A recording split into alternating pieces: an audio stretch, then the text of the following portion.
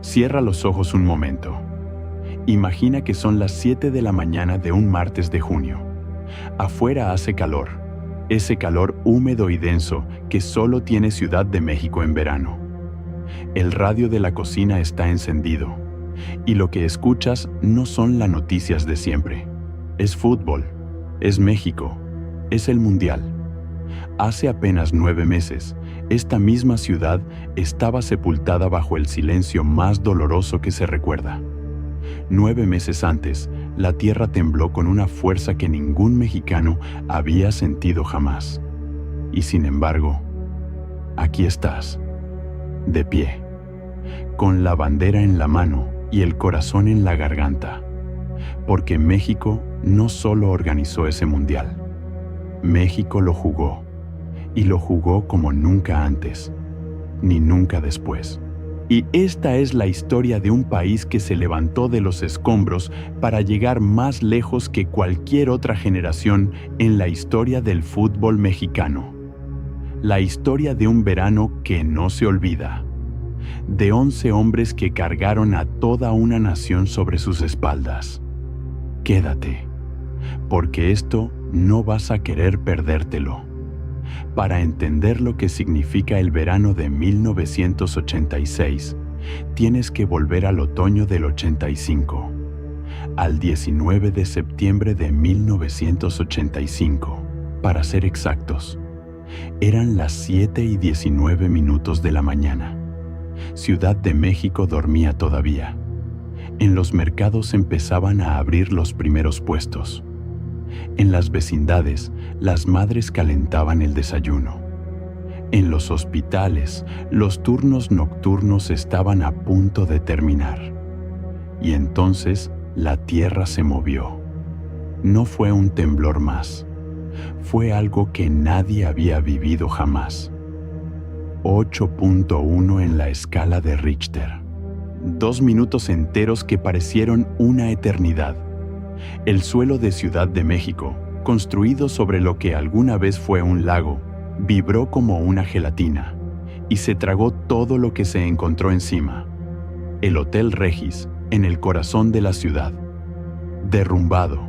El Hospital Juárez, derrumbado, con enfermeras, médicos y pacientes adentro. Cientos de edificios de departamentos, de oficinas, de escuelas, derrumbados. Más de 10,000 personas murieron esa mañana, aunque muchos dicen que fueron muchas más. El caos de los primeros días no permitió contar con exactitud. Las familias buscaban a sus muertos entre los escombros durante semanas. Lo que pasó después es una de las historias más hermosas y más tristes de México al mismo tiempo. El gobierno tardó. No estaba preparado para responder algo tan grande, pero los vecinos no esperaron y salieron a la calle con las manos, con palas, con lo que tenían. Formaron cadenas humanas entre los escombros, escarbaron durante días, salvaron vidas con las propias manos, sin maquinaria, sin instrucciones, sin que nadie se los pidiera. Escarbábamos con latas de sardinas, recordaría años después uno de aquellos voluntarios. Ese otoño, México entero aprendió algo que no había aprendido en ningún libro, que la fuerza real de un país no está en sus gobernantes, está en su gente. Y en medio de todo ese dolor, había un mundial por organizar.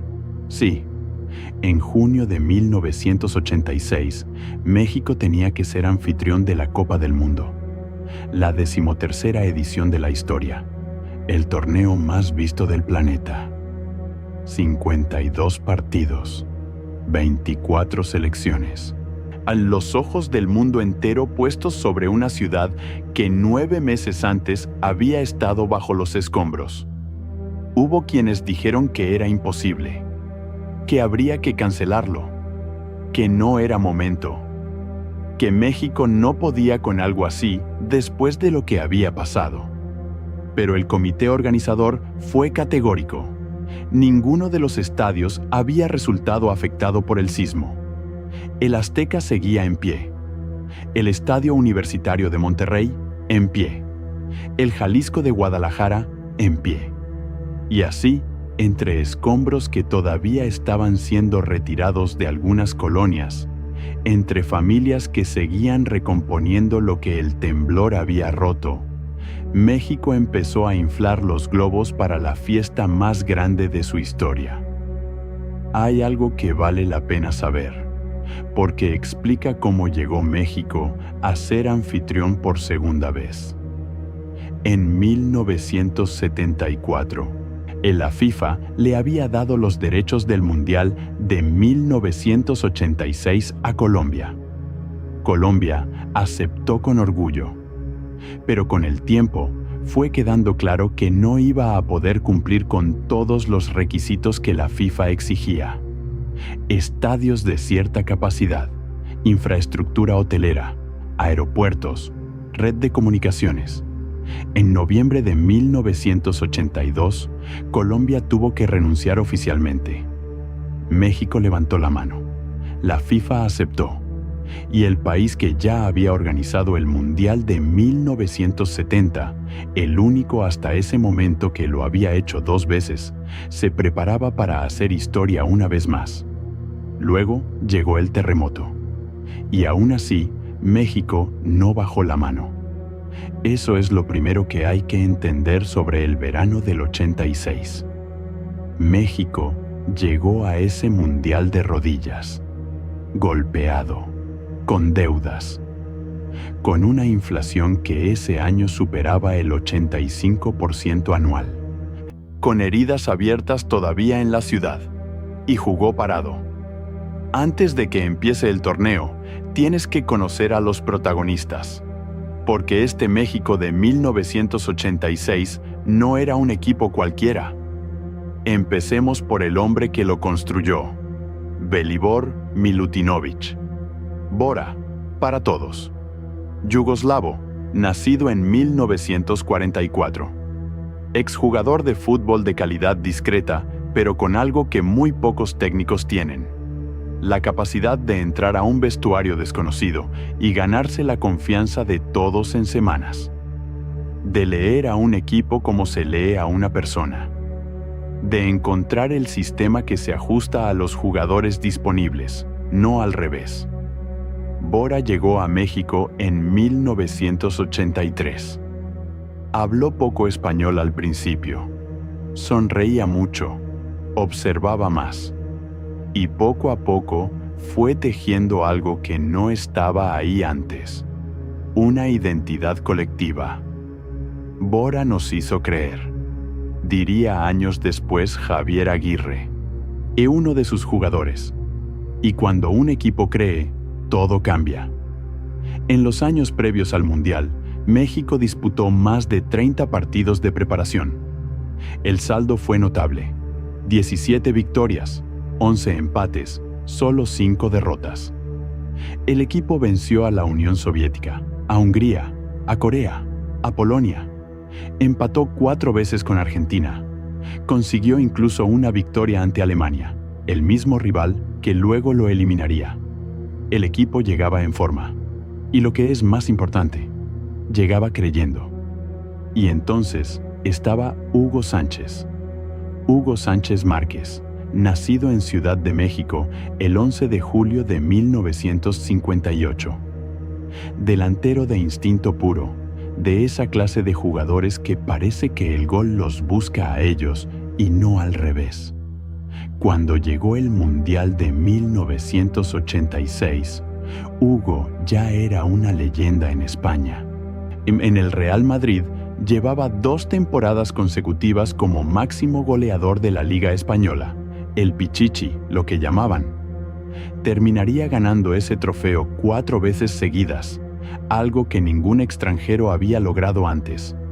4 Pichichis, seguidos, en el mejor campeonato de Europa. Y era mexicano.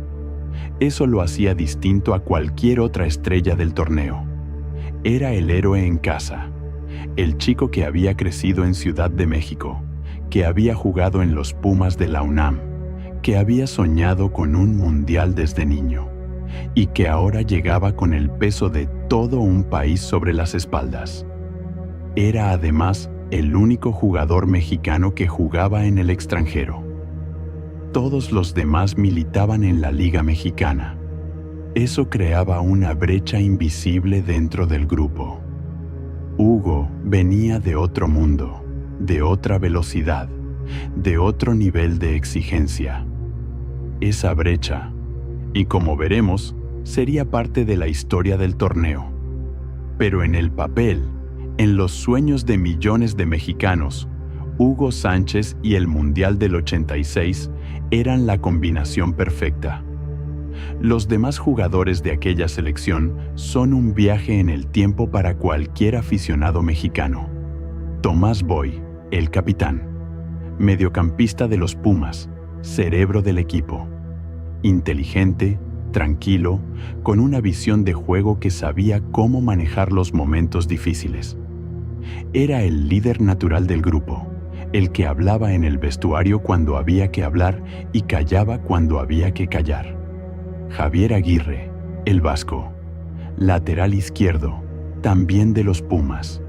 Intenso, batallador, con ese carácter que lo acompañaría toda su vida como futbolista y luego como técnico. El mismo que décadas después se sentaría en el banquillo de la propia selección mexicana como director técnico. Fernando Quirarte, el Sheriff, defensa central de las Chivas de Guadalajara. Serio, contundente, el típico defensa de la vieja escuela, sin lujos, sin adornos, pero con una efectividad que ese verano quedaría grabada para siempre. Su historia personal añadía una capa más a todo. Su padre había fallecido apenas días antes de que comenzara el torneo. Quirarte jugó ese mundial con el duelo fresco, cargando ese peso silencioso. Pablo Larios, el portero, de Cruz Azul, callado, seguro, con esa serenidad que necesitan los guardametas para no contagiar el nerviosismo al resto del equipo. Durante todo el torneo, Larios sería el muro que México necesitaba. Manuel Negrete, mediocampista de los Pumas, técnico, inteligente, y con una pierna izquierda que, como veremos más adelante, haría historia para siempre. Su nombre quedaría grabado en la memoria del fútbol mundial de una manera que ni él mismo podría haber imaginado. Luis Flores, Raúl Servín, Carlos de los Cobos, Francisco Javier Cruz el Abuelo, Rafael Amador, Alfredo Tena. Un equipo lleno de hombres que ese verano se convirtieron en algo más que futbolistas. La mascota del torneo era Pique, un jalapeño verde con sombrero de mariachi y bigote. Simpático, travieso, perfectamente mexicano. Estaba en todas partes, en los carteles de las calles, en los anuncios de la tele, en los cuadernos de los niños, en los muros pintados a lo largo de las grandes avenidas. Y el balón oficial del torneo era el Adidas Azteca México. El primer balón de la historia de los mundiales fabricado con materiales sintéticos. Más impermeable, más resistente, más preciso en las alturas y con el calor.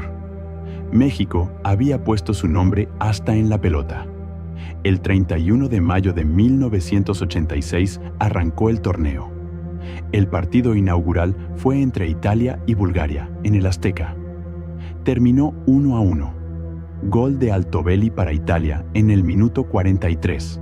Empate de Sirakov para Bulgaria al 86. Un resultado que a nadie le importó demasiado. Lo que importaba era que el Mundial había comenzado, que la fiesta estaba ahí. Y aunque México no jugó ese día, la ciudad ya era otro mundo. Imagina las calles de Ciudad de México esa semana. Las banderas colgando de los balcones, verdes, blancas y rojas hasta donde alcanzaba la vista.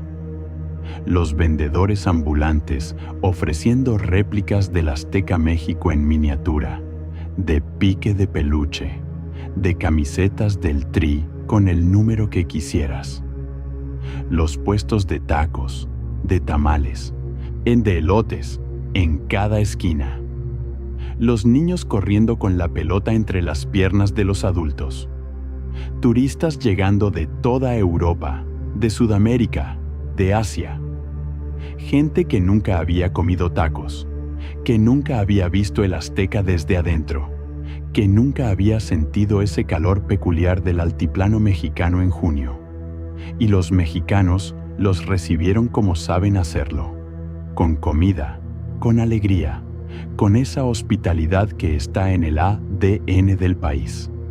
Hasta la selección de Alemania Occidental, uno de los grandes favoritos del torneo, grabó una canción para generar empatía con el público local. Los jugadores alemanes aparecían en el video vestidos con ponchos y sombreros mexicanos, cantando junto al actor austríaco Peter Alexander. No era exactamente convincente, pero el gesto no pasó desapercibido. 24 selecciones, 52 partidos, 9 estadios en 9 ciudades: Ciudad de México, Guadalajara, Monterrey, Puebla, León, Querétaro, Nezahualcóyotl, Irapuato y Toluca. El formato había cambiado respecto al anterior mundial. En España, 1982, la segunda ronda había sido otra fase de grupos. Aquí regresaba la eliminación directa, pero con una ronda nueva: los octavos de final. Pasaban los 2 primeros de cada grupo, más los 4 mejores terceros de los 6 grupos. 16 equipos en la ronda de eliminación directa. Era un formato que abría más posibilidades, y México, como anfitrión, necesitaba ganar su grupo para tener el mejor camino posible. El grupo B de México incluía, además del equipo local, a Bélgica, Paraguay e Irak.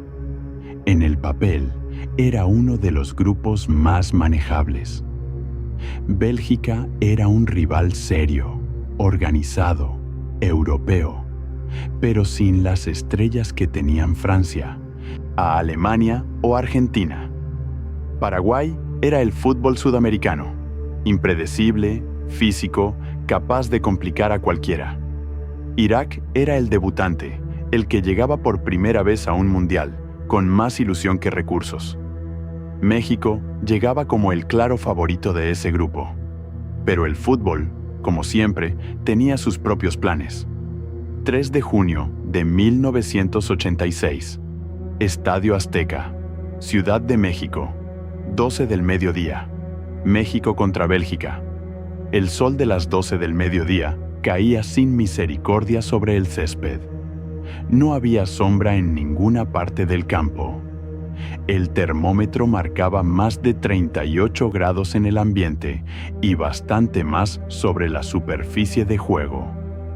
Los jugadores sudaban desde el calentamiento. Beber agua en los partidos de aquel mundial era casi un ritual de supervivencia. Y en las gradas, más de 100,000 personas. Ciento y tantos miles de personas gritando, cantando, agitando banderas y matracas, golpeando el suelo con los pies. Ese rugido que tiene el Azteca cuando está lleno es algo que no se puede describir bien. Es una vibración, una presión física que se siente en el pecho y que los jugadores en el campo dicen que es capaz de empujarte hacia adelante cuando estás cansado. Bélgica no era un rival cualquiera. Llevaban varios años construyendo una generación sólida. Jan Soilmans, su capitán, era un delantero físico y peligroso. Erwin Vandenberg llegaba como uno de los goleadores más consistentes de la liga belga. Y en el arco, Jean-Marie Pfaff era considerado uno de los mejores porteros de Europa. Pero México tenía casa, y México tenía gente. El partido empezó trabado. Bélgica se cerraba bien, defendía con orden, no le daba espacios al Tri. Los primeros 20 minutos fueron de tanteo, de posiciones, de que cada equipo leyera al otro. Y entonces, en el minuto 23, Fernando Quirarte, el sheriff, el defensa de las Chivas, El hombre que jugaba ese partido con el duelo de su padre todavía fresco en el corazón. Un córner lanzado desde la derecha. El balón viajó al segundo palo con una curva difícil de calcular. Y Quirarte, que había entrado al área sin avisar, se elevó sobre la defensa belga y remató de cabeza con una precisión brutal. El balón pasó rozando el poste y entró limpio al fondo de la red de Faf. El Azteca explotó. Ese rugido que retumbó en las gradas del estadio más grande del fútbol mexicano se escuchó en Tepito, en Tlatelolco, en Tepepan, en todas partes. Dicen que Quirarte, mientras caía al suelo después del cabezazo, pensó en su padre, que ese gol era para él, que en ese momento, en medio de 100,000 personas gritando, se sintió completamente solo y completamente acompañado al mismo tiempo. El fútbol tiene esas cosas, esa capacidad de ser el lugar donde uno lleva lo que no puede decir en ningún otro lado. México siguió empujando. Y al minuto 39 llegó el momento que todo el Azteca estaba esperando desde antes de que empezara el torneo. Un córner cobrado con efecto desde la derecha. El balón entró al área con una trayectoria alta. Y ahí, en ese espacio donde otros llegarían tarde o dudarían, apareció Hugo Sánchez. Con la misma elegancia con la que hacía en el Bernabéu cada fin de semana, Hugo se elevó sobre la defensa belga y remató de cabeza. El balón fue al ángulo izquierdo del arco de Faf. Imposible, imparable, 2-0. La voltereta, la pirueta en el aire. Esa cabriola que Hugo hacía para celebrar sus goles y que sus compañeros del Real Madrid ya conocían de memoria. Esa misma voltereta que los aficionados del Bernabéu aplaudían cada semana. Ahora la veían 100,000 mexicanos en el Azteca. Fue, en ese momento, el gol más esperado de la historia del fútbol mexicano. Pero el partido no había terminado. En el último minuto del primer tiempo, al 45, Erwin Vandenberg aprovechó una salida imprecisa del portero Pablo Larios y remató de cabeza para reducir el marcador. 2-1. Bélgica seguía viva. El segundo tiempo fue de tensión. México intentaba cerrar el partido y Bélgica buscaba el empate. Hubo ocasiones para ambos lados. Larios tuvo que mostrarse en 2 o 3 intervenciones importantes. El marcador no se movió. México ganó 2-1. Y esa noche, el ángel de la independencia fue un mar de gente. Las bocinas de los coches sonando durante horas. La gente en las calles abrazándose con extraños, cantando, llorando un poco. Las banderas verdes en todos los balcones de la colonia Roma, de la Condesa, del centro histórico. México había ganado su debut. Y eso, después de todo lo que había pasado, era suficiente para llorar de alegría. 7 de junio de 1986. Segundo partido. México contra Paraguay. De nuevo en el Azteca. De nuevo a pleno mediodía. De nuevo bajo ese sol que no perdonaba. Paraguay llegaba a ese partido con un par de datos interesantes. Primero, venía de empatar 1-1 con Irak en su debut, lo que lo dejaba con un punto y con la necesidad de sacar algo positivo frente a México. Segundo, su portero, Roberto El Gato Fernández, tenía fama de atajar penales. Había jugado 2 años en el Español de Barcelona y conocía a Hugo Sánchez de verlo jugar en la Liga Española. Ese detalle iba a importar. El partido empezó a otra velocidad que el de Bélgica. México salió con más confianza, con más posesión. A los 2 minutos, casi de inmediato, llegó el gol. Raúl Servín llegó por la banda izquierda, la templó hacia el centro. Luis Flores la bajó, quebró a un defensa con clase y lanzó un tiro bajo y cruzado que entró al rincón. Gol. 1-0 a los 2 minutos. El azteca rugió de nuevo. Pero Paraguay no se cayó. Los guaraníes se acomodaron, cerraron espacios, empezaron a hacer daño en las contras. México tuvo ocasiones para ampliar el marcador y no las aprovechó. Y entonces, en el minuto 41 de la segunda parte, una falta sobre Hugo Sánchez dentro del área. Penal. El árbitro, el inglés George Courtney, señaló el punto. Y en ese momento, el azteca contuvo la respiración, porque todos sabían lo que iba a pasar. Que Hugo iba a ir al punto, que el momento más esperado de todo el torneo era ese. Ver a Hugo Sánchez, el goleador del Real Madrid, el mejor delantero mexicano de la historia, convertir desde el punto de penalti en un mundial en casa. Hugo se acercó al balón, lo acomodó, miró el arco. El Gato Fernández lo miraba a él desde la línea de gol, leyendo sus movimientos, estudiando cada gesto. Dicen que alguien del banquillo paraguayo, el jugador Cañete que estaba en el borde del área, estuvo molestando a Hugo en esos segundos previos, hablándole al oído, intentando desconcentrarlo. No se sabe exactamente qué le dijo, pero Hugo ya no era el mismo. Tomó carrera. Disparó con la izquierda. El balón fue a media altura, hacia el poste derecho del Gato. Y el Gato lo adivinó. Si se lanzó hacia ese lado, alcanzó el balón con la mano derecha, lo desvió ligeramente, y el esférico golpeó la base del poste y salió. El azteca guardó un silencio que duró apenas 2 segundos, y luego llegaron los silbidos. Sí, la misma gente que adoraba a Hugo, esa misma gente que acababa de ver su voltereta de celebración 3 días antes, lo silbó.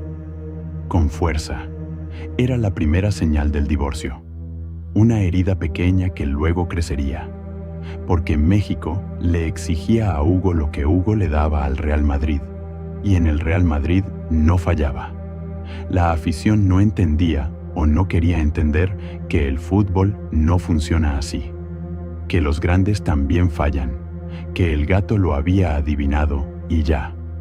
Paraguay, sintiendo que el partido se le podía escapar, arriesgó más en el segundo tiempo. Y en una de esas arremetidas, empataron. El marcador terminó 1-1. Con 4 puntos en 2 partidos, México seguía primero del Grupo B. Pero la sensación era de oportunidad desperdiciada, de que algo se había escapado. Y el nombre de Hugo Sánchez estaba en todos los comentarios de esa noche. No de la mejor manera. Ese partido dejó también una curiosidad histórica que vale la pena mencionar. El técnico de Paraguay, Cayetano Re, fue expulsado en ese torneo durante el partido de su equipo contra Bélgica. No en este, pero sí en el mismo torneo. Se convirtió en el primer director técnico en la historia de los mundiales en ser echado de la banca de su equipo durante un partido. Para los aficionados de la época, ese fue un dato que circuló mucho. 11 de junio de 1986. México contra Irak. De nuevo en el Azteca. El último partido de la fase de grupos. Irak era la selección debutante del torneo.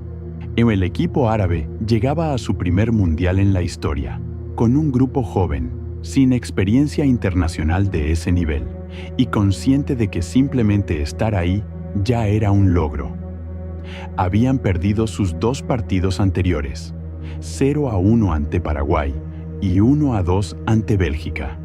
El partido se suponía que iba a ser cómodo para México, y en el marcador terminó siendo eso, 1-0.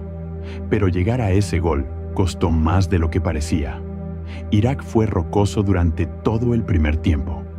Cerró todos los caminos ofensivos mexicanos con una disciplina táctica que sorprendió. El portero iraquí fue el hombre del partido en la primera mitad, atajando todo lo que llegaba. Hasta que al minuto 53 del segundo tiempo, apareció de nuevo Fernando Quirarte. El Sheriff, que ya había abierto el marcador contra Bélgica, remató esta vez desde un ángulo casi imposible y cerca de la línea de fondo. Un disparo potente, bajo, que tomó por sorpresa a la defensa y al portero iraquí. Gol. 1-0. Hugo Sánchez entró ese partido desde el banquillo. Bora lo había dejado como suplente, probablemente para gestionarlo físicamente de cara a los octavos de final. La decisión fue correcta. El resultado se consiguió sin que Hugo tuviera que arriesgar más de lo necesario. México terminó primero del Grupo B con 5 puntos, por encima de Bélgica, que quedó segunda con 4. Y aquí llegó el primer problema logístico. Al terminar primero del grupo, la llave del torneo determinaba que México jugara su partido de octavos de final, en Monterrey, el Estadio Universitario de Nuevo León, a casi 1000 kilómetros de Ciudad de México. Los aficionados capitalinos pusieron el grito en el cielo. Es como que México iba a jugar el partido más importante de su historia hasta ese momento lejos del Azteca. Los organizadores habían armado la llave antes del torneo, sin imaginar, o sin querer imaginar, que el anfitrión llegaría tan arriba. Pero así era la regla. Y para ese partido de octavos, México no tendría al Azteca. Lo que nadie sabía todavía era que eso no importaría demasiado, porque lo que estaba a punto de pasar en el Azteca, en el partido siguiente, borraría cualquier discusión sobre estadios y logísticas. 15 de junio de 1986, Estadio Azteca, Ciudad de México, 12 del mediodía. El sol de junio caía directo sobre el campo, sin piedad. La temperatura en la superficie del césped superaba los 40 grados. No había sombra en ninguna parte del terreno de juego. Los jugadores salieron al campo y ya estaban sudando antes de que el árbitro pitara. En las gradas, 110,000 personas. 110,000. Una marea verde, blanca y roja que no paraba de cantar, que no paraba de vibrar, que convertía el Azteca en algo que va más allá del fútbol. El rival, Bulgaria. Bulgaria había terminado segunda del Grupo A, por detrás de Argentina. En sus 3 partidos de grupo había tenido un torneo discreto. Había perdido el primero 0-2 ante Italia, luego empató 1-1 ante Argentina y terminó ganando 2-0 a Corea del Sur. No eran un rival para asustar, pero en el fútbol, en una eliminatoria directa, los papeles importan menos que los minutos. El portero búlgaro era Borislav Mihailov, 23 años, hijo de un ex guardameta internacional, destinado a convertirse en uno de los mejores porteros de Europa en los años siguientes. Ese día estaba en modo partido de su vida. Los primeros 20 minutos transcurrieron con México controlando el balón, pero sin poder romper la defensa búlgara.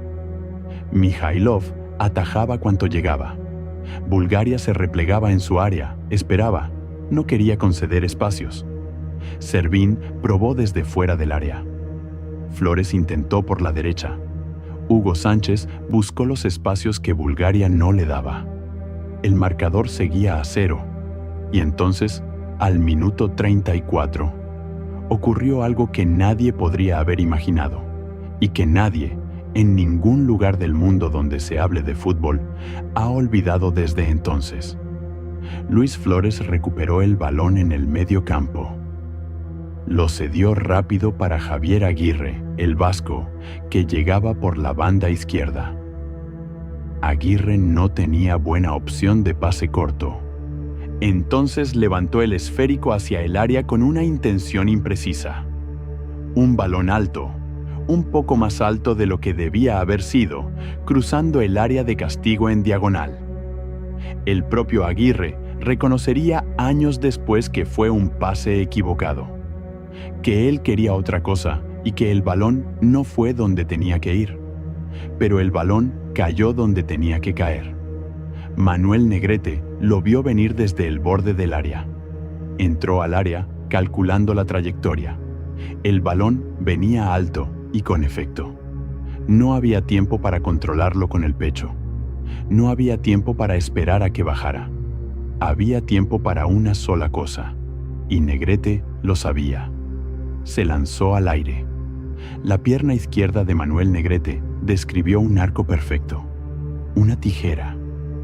Ese movimiento acrobático que requiere valentía, técnica, un sentido del espacio que muy pocos futbolistas en el mundo tienen, y un instante de locura calculada que no se puede planear. Simplemente ocurre o no ocurre. Ocurrió. El balón entró en la esquina izquierda del arco búlgaro, como si alguien lo hubiera guiado con una mano invisible. Mijailov no pudo hacer nada. Nadie habría podido. El azteca enloqueció. 110,000 personas de pie, gritando, llorando, abrazándose. Ese grito que retumbó en las paredes del estadio más grande del fútbol mexicano fue, quizás, el más largo y más intenso en toda la historia del recinto. Negrete cayó al césped y levantó los brazos. Cuando caía al pasto y retumbó el grito de gol, recordaría él mismo años después. Supe que ese momento iba a quedarse conmigo para siempre.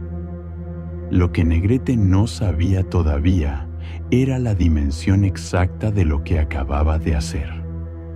Ese gol de tijera, ese momento de magia pura capturado en el Azteca a las 12 del mediodía del 15 de junio de 1986, fue elegido en el año 2018 como el gol más bello en toda la historia de las Copas del Mundo.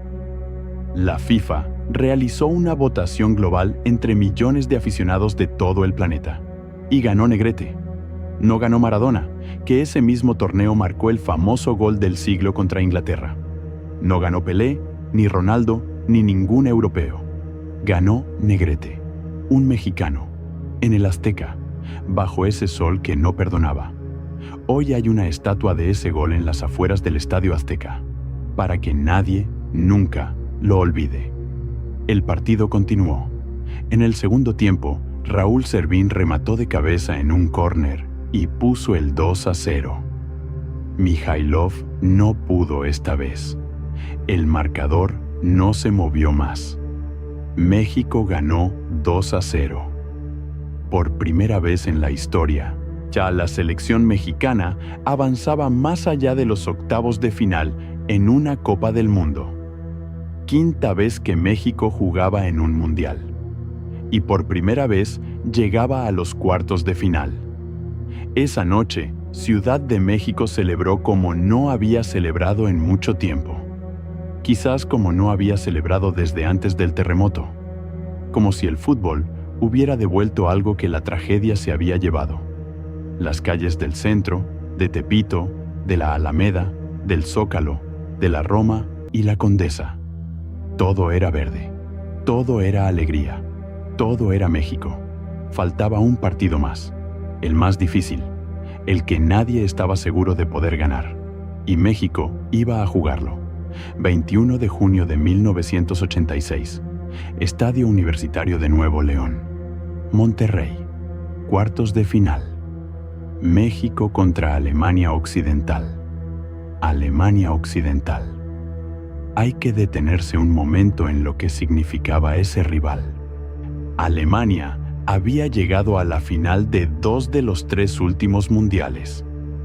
Había ganado el de 1974, perdido el de 1982 ante Italia, en un partido que los propios alemanes todavía recuerdan con dolor.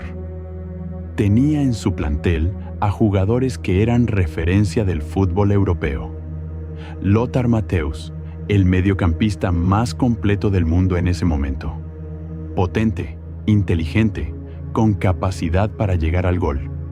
Un líder dentro del campo que hacía mejor a todo el que jugaba a su lado. Karl-Heinz Rummenigge, el delantero, capitán del equipo, exjugador del Bayern de Múnich y del Inter de Milán. Con ese instinto goleador que no se aprende, se nace con él. Andreas Brehme, lateral izquierdo. Técnico, con una zurda precisa para los centros y para los remates de largo alcance. Harald Schumacher en el arco, el portero más polémico del torneo. 4 años antes, en el Mundial de España, había colisionado brutalmente con el francés Patrick Battiston en semifinales, dejándolo inconsciente y con varias costillas rotas.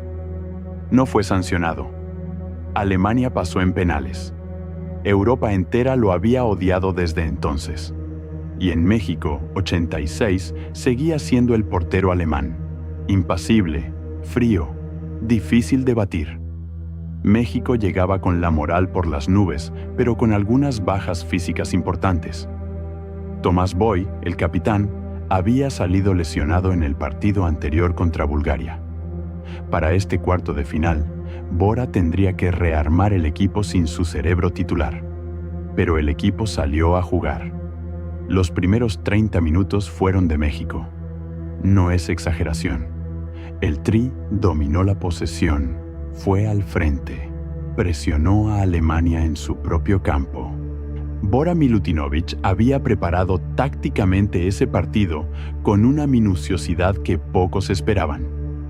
Los mexicanos sabían cómo bloquear a Mateus, cómo taparle los espacios a Rummenigge, cómo manejar los tiempos para no dejar que Alemania encontrara su ritmo. Schumacher, en el arco alemán, tuvo que intervenir varias veces. Y lo hizo con la frialdad de siempre.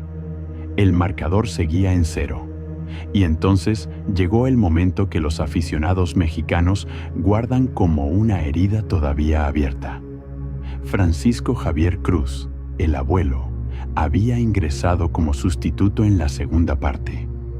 Un jugador de trayectoria larga en la Liga Mexicana, con esa veteranía que da la experiencia de miles de partidos. En una jugada dentro del área alemana, el abuelo remató. El balón fue a la red. El estadio universitario explotó. Pero el árbitro, el colombiano Jesús Díaz, y no convalidó el gol. El linier había levantado su bandera. La versión oficial, fuera de juego. La versión de la polémica. El árbitro había pitado una infracción previa a la acción, antes incluso del remate. Décadas después, el propio árbitro declaró en una entrevista que su decisión había estado relacionada con una falta anterior, no con un fuera de juego posterior. Para los mexicanos, fue una injusticia. Para la historia, fue el gol que nunca fue, el que pudo cambiar todo. 120 minutos. 90 reglamentarios y 30 más de prórroga. 0-0.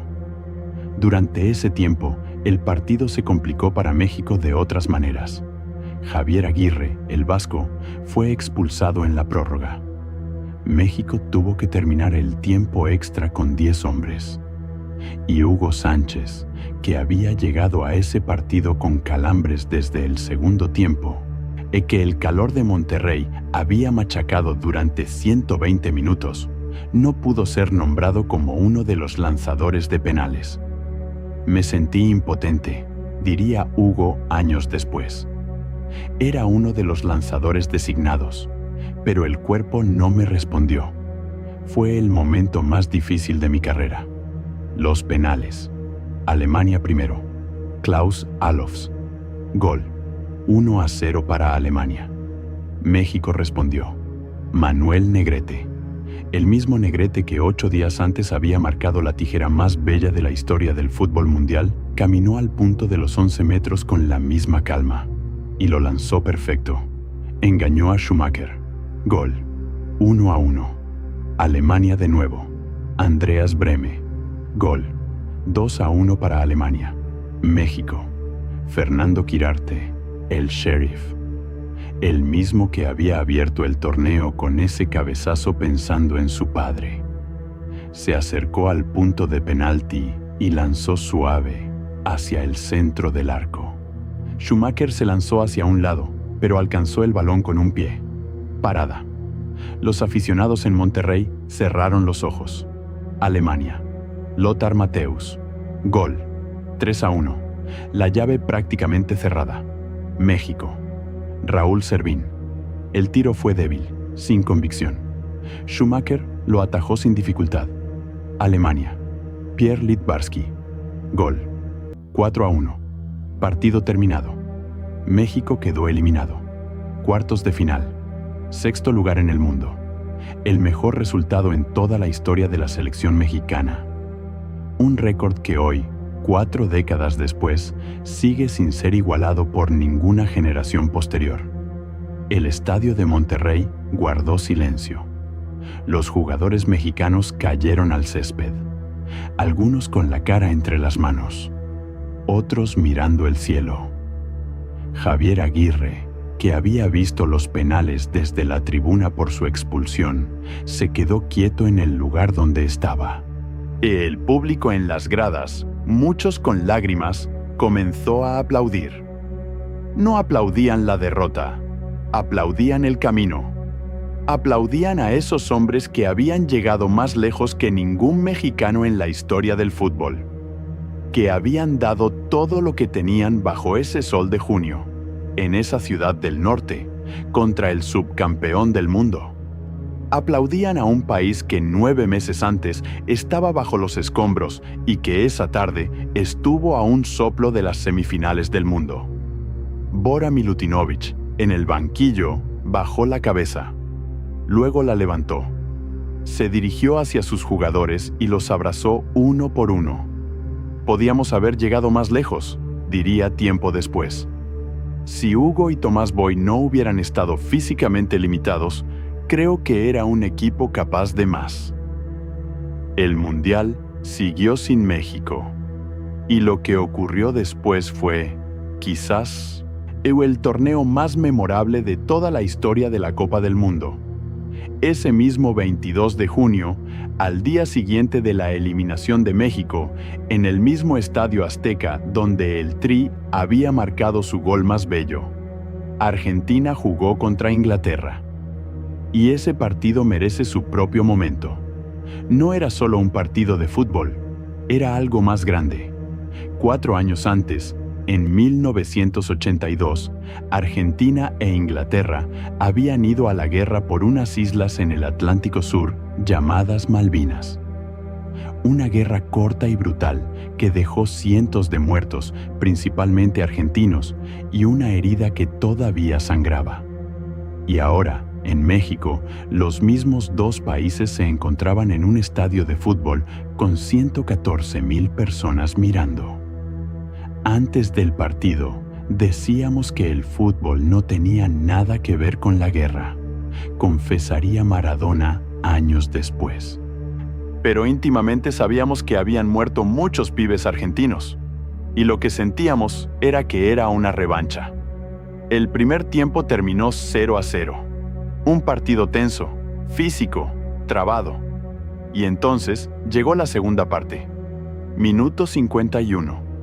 Maradona recibió el balón cerca del área. Se lo pasó a Valdano, que no pudo controlarlo. La defensa inglesa intentó despejar con un pase hacia atrás para el portero Shilton. Pero Maradona ya estaba corriendo hacia ese balón. Saltó al mismo tiempo que Shilton, y en lugar de cabecear, empujó el balón con la mano izquierda. El árbitro tunecino Ali bin Nasser no lo vio. El gol fue convalidado. Argentina 1, Inglaterra 0. Los ingleses protestaron con fuerza. Maradona salió a celebrar mirando de reojo al árbitro.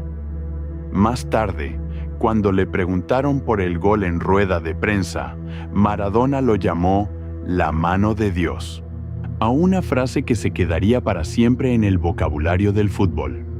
Solo 4 minutos después, al 55, llegó el otro gol, el que cambió para siempre la historia del deporte. Héctor Enrique recuperó el balón en el centro del campo y se lo pasó a Maradona. Diego recibió, giró y arrancó. Lo que vino después duró 10 segundos. Maradona recorrió más de 50 metros con el balón, esquivando a 5 jugadores ingleses, uno tras otro. Beardsley, Reed, Butcher 2 veces, Fenwick. Luego se encontró con el portero Shilton saliendo de su área y lo amagó, poniéndole la pelota a su izquierda. Gol. El relator uruguayo Víctor Hugo Morales, que narraba el partido para la radio argentina, gritó algo que ningún aficionado ha podido olvidar. Barrilete cósmico. ¿De qué planeta viniste para dejar en el camino a tanto inglés? Y para que el país sea un puño apretado gritando por Argentina. Ese gol fue elegido en 2002, en una votación de la FIFA con más de 340.000 participantes de 150 países, como el mejor gol en toda la historia de los mundiales. Sí, exactamente. El mejor gol de la historia de los mundiales lo marcó Maradona. El segundo mejor lo marcó Negrete. Los dos en el mismo torneo, los dos en México. Gary Lineker descontó para Inglaterra al 81, pero no fue suficiente. Argentina ganó 2-1 y avanzó a semifinales. Ese mismo día, en Guadalajara, ocurrió otro de los grandes partidos de ese mundial: Brasil contra Francia. Brasil llegaba con una generación dorada: Zico, Sócrates, Careca, Junior, Josimar. Un equipo que jugaba con una elegancia que hacía que el público neutrales los apoyara en todos los estadios. Francia tenía a Platini, Girés, Tigana, el tridente de mediocampo más talentoso del torneo. Los 90 minutos terminaron 1-1. El tiempo extra tampoco resolvió nada. Llegaron los penales, y ahí cayó Brasil. Zico, uno de los jugadores más importantes de aquella generación, falló el suyo. Sócrates también. Francia ganó la serie 4-3. Era el segundo cuarto de final que se resolvía en penales. Ese día, México había sido el primero. El tercer cuarto de final fue entre Bélgica y España. Bélgica, el mismo equipo al que México había derrotado 2-1 en el debut. España, con Emilio Butragueño, que ese torneo estaba siendo uno de los jugadores más destacados del grupo europeo. El partido terminó 1-1. Penales. Bélgica ganó 5-4 y avanzó a semifinales. Sí, Bélgica, el equipo que México había vencido. El equipo al que Quirarte le había metido el cabezazo y Hugo la voltereta. Ese equipo estaba en semifinales y México no. El fútbol a veces tiene esas ironías que duelen. Y en las semifinales, el torneo terminó de definirse. Argentina contra Bélgica. 25 de junio. Estadio Azteca. Maradona volvió a ser el protagonista. Marcó 2 goles en la primera mitad. Argentina ganó 2-0 con una actuación de su capitán que rozaba lo irreal. Bélgica no pudo hacer nada. Alemania contra Francia. 25 de junio. Estadio Universitario de Guadalajara. El mismo estadio donde México había soñado en la fase de grupos. Alemania venció a Francia 2-0 con goles de Brehme y Voller. Francia, el equipo que había eliminado a Brasil en penales, no encontró la manera de frenar la organización alemana. La final sería Argentina contra Alemania Occidental. Los dos verdugos, el de México en cuartos y el campeón que sería Estadio Azteca. Ciudad de México, la final. En el mismo estadio donde México había marcado el gol más bello de la historia. En el mismo campo donde 100.000 personas habían gritado el nombre de Negrete. El partido empezó con Argentina dominando. José Luis Brown abrió el marcador en el minuto 23 de cabeza, con una potencia que dejó a Schumacher sin opción.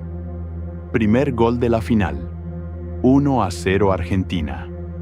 En el segundo tiempo, Valdano amplió la ventaja con un tanto de clase, tras un pase de Héctor Enrique en profundidad que dejó al delantero argentino solo ante Schumacher. 2-0. Parecía que Argentina iba a ganar con comodidad, pero Alemania no era Alemania por nada. Al minuto 74, Karl-Heinz Rummenigge, que había entrado como sustituto, remató de corto alcance y redujo el marcador. 2-1. El partido se puso tenso de repente. Y al 81, Rudi Völler empató en una jugada muy similar, aprovechando un córner desde la izquierda. 2-2. El azteca, que había estado celebrando con Argentina, contuvo la respiración. 2-2. Con 9 minutos por jugar. La final del mundo igualada. Y entonces, Maradona. No marcó, no remató, pero encontró el pase que ningún otro jugador del mundo habría visto en ese momento. Recibió el balón en el mediocampo, rodeado de rivales, sin espacio aparente, y con esa precisión milimétrica que solo él tenía, filtró un pase entre 3 defensas alemanes para Jorge Burruchaga, que llegaba en carrera desde la segunda línea. Burruchaga agarró el balón, controló y definió ante un Schumacher que no pudo hacer nada. 3-2. Argentina. Minuto 84. Ese gol no se movió. Argentina ganó su segundo título mundial de la historia, 18 años después de haberlo ganado por primera vez. Maradona levantó la copa en el Azteca, en el estadio donde Negrete había hecho la tijera, en el estadio donde México había soñado. Gary Lineker, el delantero inglés, terminó el torneo como máximo goleador con 6 tantos. La bota de oro. Maradona, el balón de oro como mejor jugador del torneo. Sin discusión posible. El torneo cerró con 132 goles en 52 partidos. Un promedio de 2,54 goles por partido. Un torneo de golazos, de penales dramáticos, de momentos que el fútbol atesora como pocos. Y en toda esa historia, México había dejado su marca. La tijera de Negrete, los cabezazos de Quirarte, los penales que se fallaron, los 110,000 gritos del Azteca. El Mundial terminó el 29 de junio. El 1 de julio, Ciudad de México era otra vez la ciudad de siempre, con sus mercados, su tráfico, su bullicio, con los escombros del terremoto todavía en algunos rincones que todavía no habían sido reconstruidos. Pero algo había cambiado. No en la ciudad, en la gente. Había algo diferente en la manera en que la gente caminaba por las calles ese julio. Algo más liviano, como si el fútbol hubiera servido para recordarles que podían sentir alegría pura, sin culpa, en medio de todo lo que había pasado. Ese verano no fue la solución a nada. No reconstruyó los edificios que cayeron ni devolvió a los que se habían ido. Pero fue un paréntesis necesario, un recordatorio de que el país seguía vivo, de que había algo que celebrar. Los jugadores regresaron a sus clubes. Manuel Negrete emigró a Portugal, al Sporting de Lisboa. Dicen que cuando llegó al aeropuerto de Lisboa y los aficionados portugueses lo reconocieron, le pidieron que les contara el gol, que lo describiera, como si con las palabras pudieran verlo de nuevo. Fernando Quirarte volvió a las Chivas de Guadalajara. Siguió siendo uno de los defensas más importantes de la Liga Mexicana durante varios años más. El Sheriff que en el Mundial de 1986 resultó ser el goleador inesperado del equipo. 2 goles en 3 partidos desde la línea defensiva. Javier Aguirre, el vasco, continuó su carrera hasta retirarse a principios de los 90. Y luego se metió en los banquillos. Años después, dirigiría a la misma selección que había representado con el número 2 en la espalda. Hugo Sánchez regresó al Real Madrid y siguió ganando pichichis. La temporada siguiente a ese mundial marcó 34 goles en la Liga Española, luego 29, luego 38, 4 trofeos de máximo goleador consecutivos. Una racha que solo Messi ha superado en la historia del fútbol español. Pero en su corazón, y en el corazón de muchos aficionados, el Mundial del 86 dejó una sensación agridulce. Un gol, uno solo en 3 mundiales disputados.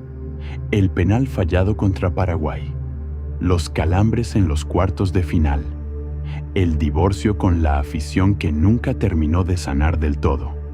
Y sin embargo, ese único gol de cabeza contra Bélgica en el Azteca, esa voltereta ante 100.000 personas gritando su nombre, permanece como uno de los momentos más hermosos del fútbol mexicano. Hay algo más que vale la pena decir. México no pudo defender ese logro. No en el siguiente mundial. No en ninguno. En 1990, la selección mexicana no pudo participar en el Mundial de Italia, a una sanción de la FIFA por irregularidades en la edad de jugadores juveniles los dejó fuera de la clasificatoria. Hugo Sánchez, que hubiera llegado a ese torneo en la cima de su carrera, se quedó sin su tercera Copa del Mundo. Y desde entonces, en todos los mundiales en los que México ha participado, la selección ha llegado a los octavos de final y ha caído, siempre en esa ronda, nunca más allá. La gente llama a eso el quinto partido. Ese partido que México no ha vuelto a jugar desde aquella tarde de junio de 1986 en Monterrey. 40 años después, ese quinto partido sigue siendo el más esquivo, el más buscado, el que ninguna generación posterior ha conseguido llegar. Cuando uno recuerda el Mundial de México del 86, lo que uno recuerda no son solo los resultados.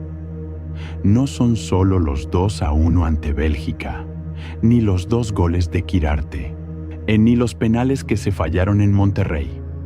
Uno recuerda el olor de la ciudad en junio, el sonido del radio en la cocina, la voz del narrador cuando gritaba gol, las calles vacías durante los partidos y el estruendo inmediato después.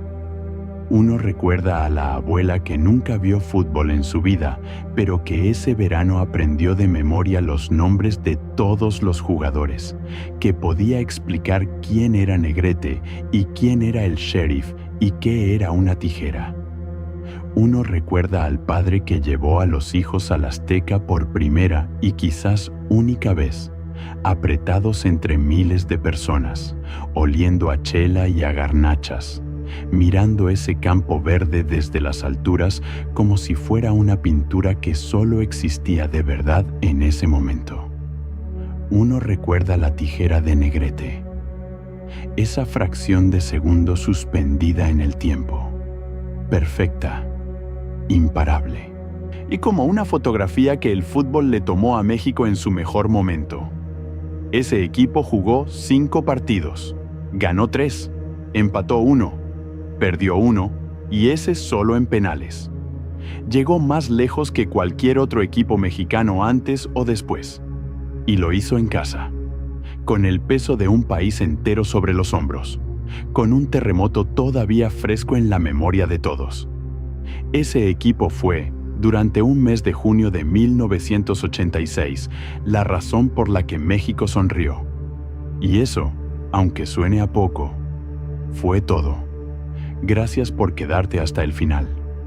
Si este video te transportó a algo, a un recuerdo, a una imagen, a una sensación que creías que habías olvidado, ya cumplió su propósito. Cuéntame en los comentarios dónde estabas tú en el 86. ¿Qué recuerdas? ¿Con quién viste los partidos? ¿Quién celebró contigo? Porque estas historias son más tuyas que mías. Nos vemos pronto.